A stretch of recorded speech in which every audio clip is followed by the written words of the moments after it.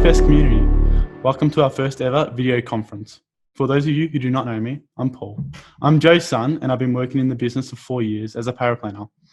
Firstly, we at PFS hope you all are doing well as your families. Over the past few months, Dad, I and the PFS team have been looking at ways to keep our community informed. Over the 2020 year, the unprecedented one it has been, markets fell more than 30% in February and March, only to regain some of their losses here in Australia, and then in the US, markets have regained all their losses and are back close to their all-time highs. Before getting started today, please be advised that this presentation is generally advice in nature and does not take into account your personal circumstances. And I encourage you to contact our office if you have any questions or wish to discuss any changes to your situation. It is intriguing to see what has transpired in the markets over the 2020 year. So today I am super excited to talk to Rosie Malcolm from Magellan Asset Management. You'll be aware that Magellan has been a part of the PFS model portfolio for 3 years. Magellan is one of Australia's most recognised asset managers, with close to 100 billion assets under management. I am pleased to have Rosie Malcolm speaking with me today. Rosie is a portfolio manager and head of franchises with Magellan. Rosie has an extensive experience in investing, having previously held roles with Foglamp Capital and Goldman Sachs in Sydney and New York. Rosie is also a part of Magellan's investment committee. Welcome, Rosie. Thanks for speaking with me today. I appreciate it. It's great to be here. Obviously, over 2020, the markets have been quite volatile with everything that happened with coronavirus. So the markets dropped over 30% in February, where in Australia, since then, market has regained some of its losses. But in America, the market is now close to its all-time highs. So, Rosie, what are your thoughts on the current market position and what risks and opportunities does Magellan see? So I would say that is a great question, Paul, because what you've alluded to, just the volatility we've seen in markets really has been something extraordinary. And as we look forward, I think one of the things that makes this quite difficult is just the nature of what we're dealing with here, which is really a virus. And that in and of itself is just unpredictable. We don't have a cure. We don't have a way of vaccinating against it yet. And we don't know when that will happen. And so you've got that inherent unpredictability. But on top of that, we've seen quite a wide range of government responses in terms of how they're dealing with this. There's kind of the fiscal response, which we'll talk about in a minute, but there's also just the level of lockdowns, the level of tracing. It's been very different. So if you look at kind of the US and China, the two largest markets in the world, they've almost been at polar opposites in terms of the way they've chosen to deal with this crisis. And so that has just added to the uncertainty when you think about the interplay between something that's naturally uncertain and then a range of different outcomes and no real kind of playbook to deal with something of this magnitude. And so it makes it very difficult to see what's going to happen going forward. But let me talk you through some of the things that we're thinking about. There are positives and negatives.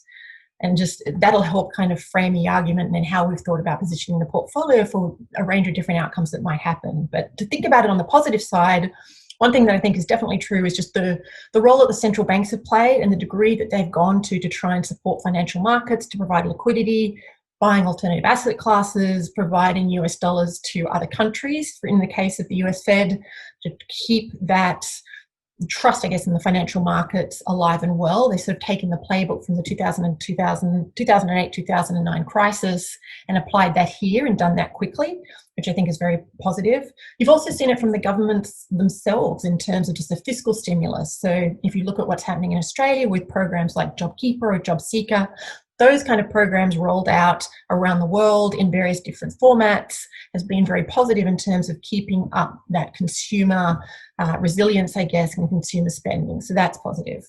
I think we're seeing researchers around the world looking to try and come to a vaccine that's going to make sense for everybody, and governments in turn trying to put the pipeline in place so that when we do have that vaccine, we can roll it out as quickly as possible. So that's certainly something that's positive.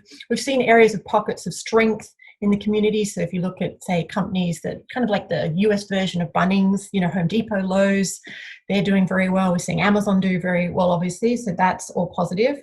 And then I think if we look at China, for instance, and we've seen a lot of companies come out recently and say that they expect that the level of demand that they saw in 2019 to actually be matched in 2021. So we've kind of seen a drop in 2020, but then a pretty impressive sort of comeback.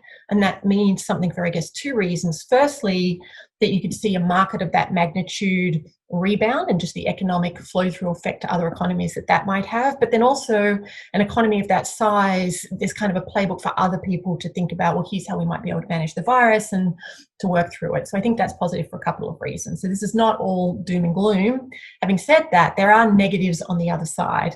And I think one of the things, and I alluded to it earlier, there's no vaccine right now. And there isn't a vaccine for any of the other coronaviruses.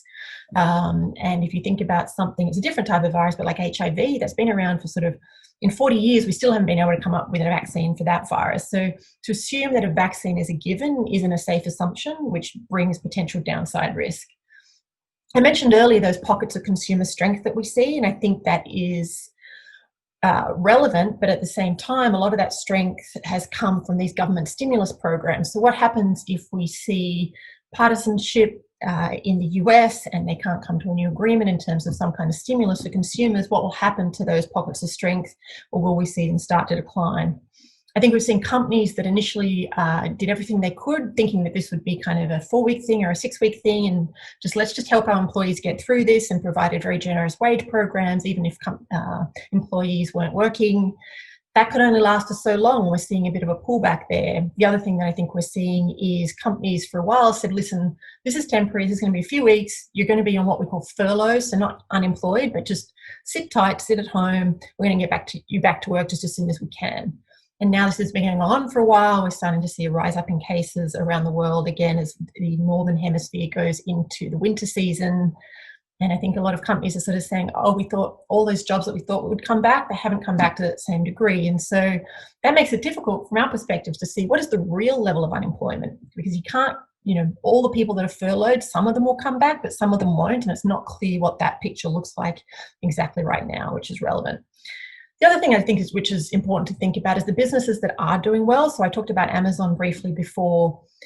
That skill set that you need, that maybe more technology oriented skill set to work at a place like Amazon, is that matched by the skill set of the people that are losing their jobs in places like department stores, which people aren't going? And one of the issues with this is that it's just happening so fast. Normally you see these kind of big picture trends play out over 3, 5, 10 years, but this has happened in the space of just a few months, and a lot of people are going to have to retool and think about how they're going to be relevant in a whole new economy, and that creates kind of uncertainty, which is something to think about as well. And then lastly, I just touch on quickly just emerging markets, and as they sort of start to struggle, could we see real risks coming out of those emerging markets? So we see positives and negatives. It's really difficult to say definitively which way we're going to go from here. Yeah. So do you think like the current uptrend in the market since the March lows, is that heavily dependent just on government stimulus? And what do you think could happen if that stimulus ends? So obviously in the US right now, they're just in government trying to work out a new stimulus bill. If that doesn't come to fruition, what do you think could happen? Do you reckon the markets will take another leg down, or do you reckon they can continue on their ways?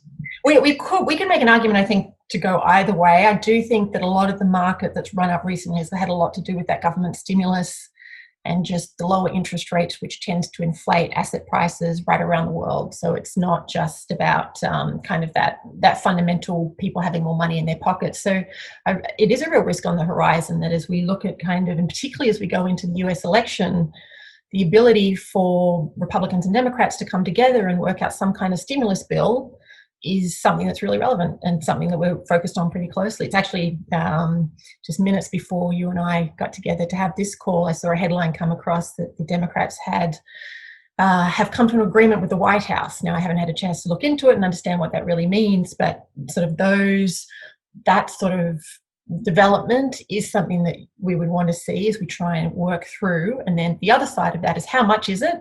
And then how bad will the northern winter be in terms of what it means for COVID? And again, sort of every time we think, well, we could analyze this in the traditional way of analyzing it, then you have to take a virus into account, which is quite different. So difficult to see, but I think there's certainly risk on the horizon. Yeah, you've obviously seen that over the past few days with the UK.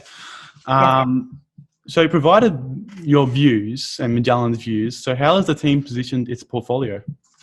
Yeah, so it's been interesting, and maybe the easiest way to talk about it is to talk about it in the specifics and have a look at sort of where we were in December and then where we are today, because that'll help kind of understand how we thought about repositioning the portfolio. So I think at any point in time, it's really a combination of, our portfolio is a combination of some level of cash, depending on how we feel about the future, and then a quality of a group of high quality stocks in the portfolio. But I would say within that portfolio component, we will overweight one group versus another depending on how we feel about the world and what we think kind of the outlook is. We're always looking at high quality companies, but you can get a high quality tech company versus a high quality luxury retail company like a Louis Vuitton, for instance. And it's sort of thinking about what is the right balance, or Pepsi or a Nestle, what is the right balance between all of those positions. And so I'll talk through some of the specifics, and that'll help put it in context, as I mentioned. I'll just clarify at the top of the slide that you'll see in front of you that CRR is called the combined risk ratio. And that's really a way of thinking about how much exposure we have to the market movement, and in particular on the downside. So the bigger that number is, the more exposure we have, the smaller that number is, the less exposure that we have. And so in December, the economy was looking pretty strong. It looked like the Fed was going to probably raise rates, but be very measured about the rate at which they raised rates. And in that context, we had a pretty low cash position. We still had a meaningful amount of exposure to technology stocks and the growth stocks and defensive stocks, but we also had a reasonable amount of exposure to cyclical companies. So a company like an LVMH or a Louis Vuitton, or an Apple, for instance. And that was reflective of kind of our view looking out in terms of the strength of the economy and what might happen in the future.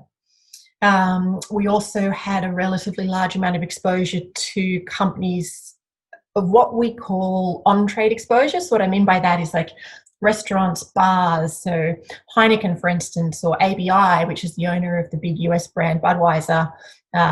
We had those positions sort of back in December, which obviously, as we think about COVID, that's a kind of a key place that we've kind of rethought what make more sense to do something a little bit different. But if I think about the portfolio in terms of where we are right now, as you've probably gathered from some of my comments, we're actually a lot more defensively positioned. And so we have a much higher cash balance. That we still have kind of that 2021 very high quality names, which is relevant, but just the nature of what's in those names has changed a bit. So we've taken out things like, as I mentioned, ABI and Heineken, which have that on-trade or that restaurant and kind of going to a bar and celebratory element. Reduced our position in Apple, for instance, also has got a cyclical element. Will people be able to afford to replace their iPhone as quickly as they have previously, just given the cost of that item, that sort of thing.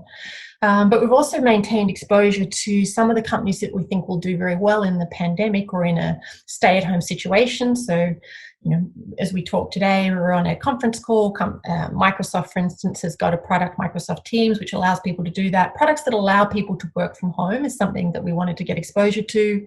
We have exposure to a company called Reckitt Benckiser, which you might have heard of.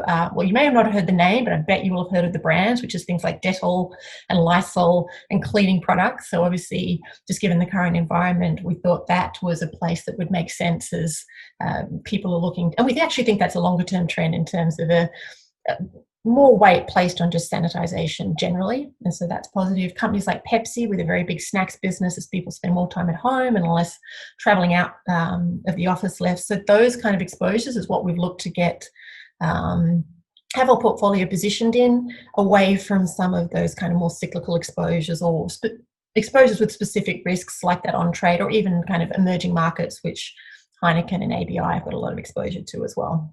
So with Magellan's current portfolio, so you've got about 15% cash. Yeah. So what is Magellan looking at in the economy to just begin to deploy that cash? Are we looking for a vaccine? Are we looking for an economic recovery through lower unemployment? So in terms like the reflation trade, just global growth coming back, what does Magellan see, and what are they looking at to begin to deploy cash? Yeah, that's a great question. I think for us, a key part of this is the virus. Are we going to see some phase 3 data come out that suggests we're going to have a vaccine, or a vaccine that actually it works and that people feel safe taking over time? I think we could see a situation then where we see markets come up, and then we would be looking at, there's probably areas of the market such as travel or certain parts which have been particularly beaten down and haven't come back. Would we look to kind of reposition the portfolio potentially towards those sort of sectors? That's something that we spend time thinking about. But we're also thinking about the other alternative, which is what happens if we start getting news that the vaccines aren't coming out anytime soon, or some of the biggest vaccine trials that are currently in place, they're not working, or they've had to be pulled. We saw one of the companies recently had to put a pause on it because they had a clinical outcome that wasn't positive with one of the trials that they ran. And so, we're also thinking about, remaining defensively positioned in the sense that we have utilities as well. So utilities is like, getting gas and electricity, which is something that is generally pretty consistent, and trying to have a portfolio where we're ready to move if things change, but at the same time, we're still defensively positioned, still do have that big cash component that we could potentially put to work, but also acts as a buffer if something doesn't go as positively as it could. So it's a kind of combination, but a lot of it is really around the vaccine in terms of what would we need to see to kind of really start diving back in. And we may find too, the markets may be a bit higher than they are today, but we're prepared to take that, the risk that we might have to buy at a little bit higher level, because the risk to the downside is kind of even greater. So it's, it's just trying to balance out those two things. Yeah, it's just having a look at what you see and the pros and cons, and the 15% cash balance does support downside risk, and Magellan being protected from that in somewhat. But saying that, just with Magellan's portfolio, so coming from coronavirus, you mentioned Microsoft before and the Microsoft Teams.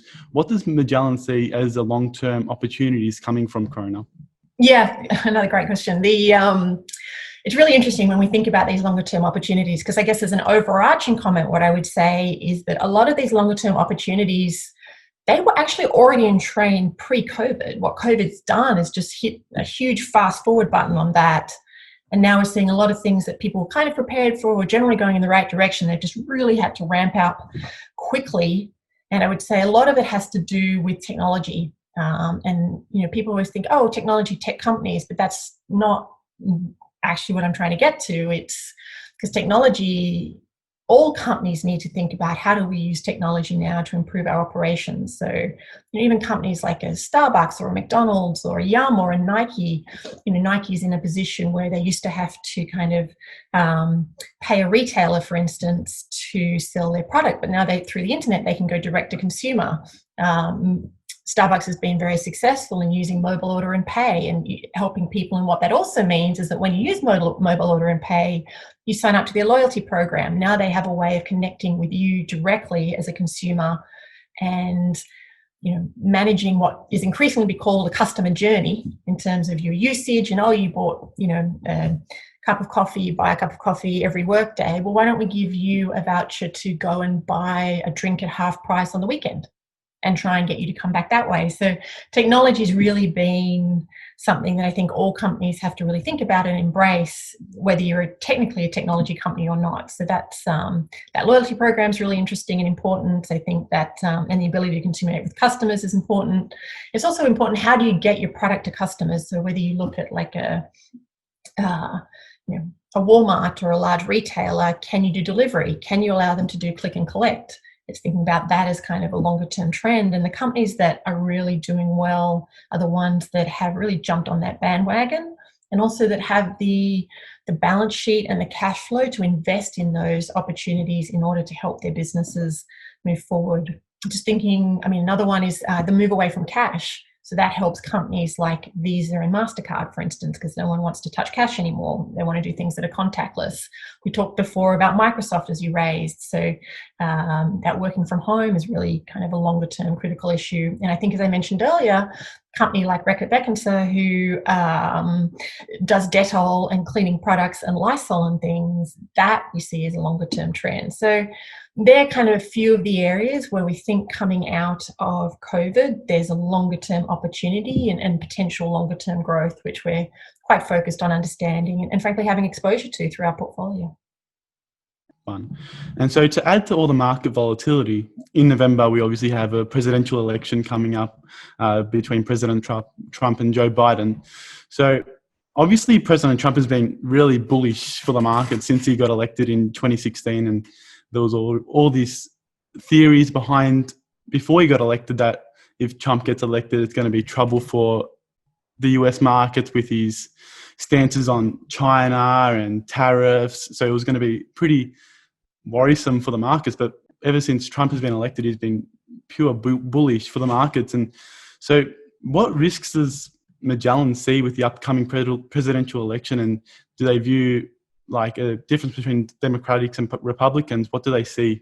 You raise a couple of good points, and I'm just going to highlight kind of one thing as we think about the presidential election, because one of the things we're focused on, it's not just on who wins the presidency, but do they have the capacity and the ability to get done what they want to get done? And so what's important to that is actually control of the Senate, because there are certain rules in place at the moment in the Senate in the US, which is a way essentially of the minority government from blocking legislation that the majority want to get done. It's colloquially called a filibuster, and that's been something which has prevented prior governments from getting done what they want to get done. And so a key question is, if the Democrats were to win, and even if they won kind of the White House and the Senate and the House of Representatives, would they be thwarted by Republicans in getting done what they want to get done? Or would they say, that's it, we're going to get rid of this filibuster so that we can get the legislation in place that we want to get in place? So there's a few puts and takes around, and how much of the Senate, if they did win the Senate, would they have?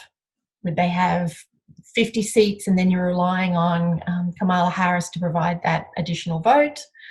Or is it that they'd have a higher number of seats and they might be able to get more done in and of themselves? Obviously, just coming out on Friday with the death of Justice Ginsburg, that's obviously been kind of bringing something else into the election as well, and what that might mean, and whether the Supreme Court itself would have a majority that's probably not in the vein that the Democrats would potentially like it to be. And so we're talking about all of those issues. I think if I had to guess today, if the election was literally held today, we would probably say Joe Biden would be the person that would win that election. And so we can come to that in a minute. But I would also say things can change. And obviously there are a lot of polls and things expecting Hillary Clinton to win in 2016, which is not what happened. As we look out then at the risks, there's risk, I think, if you look at the Democrats in terms of what they're going to do with taxes, as we're thinking about kind of the stock market. Are they going to raise taxes? Are they going to, Joe Biden's come out and sort of said he's looking at taking that kind of tax rate from the 21% up to 28%. What would that mean for corporates? That could be a negative. I think it's also, again, it relates back to where we are with the virus in terms of what it would mean for markets. If we're in a north, because I think that one of the things that's really hurt President Trump's re-election campaign is the handling of the administration around the coronavirus. And so if we saw a situation where that the Northern Hemisphere resulted in coronavirus issues or more of them, it might actually be positive for markets to see a Democrat come in and maybe take control and really run the country in a way that can get them back on its feet faster than expected, even though that might subsequently mean further down the track higher taxes. So it's not that simple. What else are we thinking about in terms of what it might mean? It really is around the virus and taxes. In the, are there environmental initiatives that the Democrats would look to put in place is something that we're thinking about, or some kind of rollback. And you could say these are negatives in terms of potential additional costs on business. But I think, as you just highlighted in your original question, when Trump was elected, everyone said, oh gosh, this is going to be terrible for markets. And the markets have done nothing but go up since. So, just turn around and say with surety that the market's going to perceive a democratic election as negative is not necessarily the case. But we spend a lot more time thinking about kind of what's going to happen to what might happen to corporates and trying to balance our risk around that, particularly as we think about taxes and also the ability for the Democrats to actually get something done. Yeah, because when you go through history, there hasn't been the difference between the Democrats and Republicans in control doesn't have a major impact on how the market's going to be while they're in control. But you think about the corporate tax rate and then adding taxes to big companies like Amazon, Microsoft and Apple, and that tax rate effectively impacts their ability to hire people. So that thought, what's Magellan's thoughts around that? Just the growth of the bigger companies, if there's a higher corporate tax rate, is that affected, and is that growth aspect, like as compared to value, because of the growing of high companies under lower corporate tax rates, has been really good. How does the Magellan see that? Yeah, and it really comes down to also, what does that money get used for? Let's say we put a new tax rate on, so 21 goes to 28. Does that money then get put back in the hands of consumers who then have money to spend when maybe they didn't have money to spend? Does it get put back into kind of new jobs creation? What about initiatives that Joe Biden may have around bringing jobs back on shore? And the way that those taxes are put in place, you could see a scenario where a tax comes in, but maybe there's a higher tax on any companies that have tried to move jobs offshore, and that encourages them to bring kind of jobs back onshore. That could be positive for the US economy. So sort of trying to think through all the potential permutations and combinations around what it might mean. But it's you're right, it's not necessarily a given that the market's going to go one way or another under a Democratic or a Republican administration. Yeah. I wish I had more answers for you, Paul. It's going to be more definitive. It's just really kind of open can of worms. No one really knows what's going to happen and how it's going to be over the next 4 years. And obviously staying the course and is a positive thing. And just being somewhat in the markets, obviously a good thing. It's over a cash rate or a bond rate these days. It's So just lastly, we're just going to touch on Magellan's exposure to China. So you may be aware, people watching, that Magellan's been really bullish on China. And with like exposure to companies like Alibaba, Tencent. So just with China's kind of aggressive stance on the world, like, is Magellan still bullish on China? You mentioned before that Chinese recovery being stronger than the rest of the world. How's Magellan's stance on China at the moment? So it's interesting. I think with regard to China, I actually don't see them as being too aggressive right now. And I think what they're doing is looking out to November and thinking through who's going to be in power, just kind of biding their time. They don't know what the next administration is going to be, and just kind of thinking about what that, just being a little bit reserved makes a lot of sense. And it actually makes a sense on both sides of the aisle, because I think they recognize, and what they don't want to do is spark off kind of a nationalistic US response or anti-China response across the board. I think on some level they probably recognize that that stance plays well, for want of a better word, with the electorate, whether it's Democratic or Republican. And so better to kind of tamper down that anti-China rhetoric and just play through and see where we get to and see where we're at in November would make a lot of sense. But as we think about China more broadly and the kind of the longer term trends that we've seen it in the way that they've handled coronavirus. If you think about that growing wealth and income that we see occurring and evolving in the Chinese economy, we think that's sort of a 10, 20, 30 year trend. This is not kind of just next week or next month or even the next 5 years. This is longer term. We're still very much believers in that and think it makes a lot of sense, and that's why we've continued to hold positions and exposure to that trend, whether it be through Alibaba or Tencent or even other companies which it may not be as obvious. For instance, Yum has got a solid exposure to China through the Yum China business. Starbucks has got a big exposure to China, and Estee Lauder is exposed to China. There's other ways to think that through as well, but we certainly see that trend as something longer term, which continues to be really interesting to us. Thanks, Rosie. It has been terrific to hear from you today. Thank you for taking this time to view this video of PFS community. Feel free to pass it on to family and friends if you believe it is of interest. Also, to let you know, we are now on Facebook, so go follow us on Facebook as we aim to provide more content to our community. If you have any questions, feel free to contact the office and ask to speak to me. Please stay safe during these unprecedented times, and hopefully we have a good Christmas with family and friends.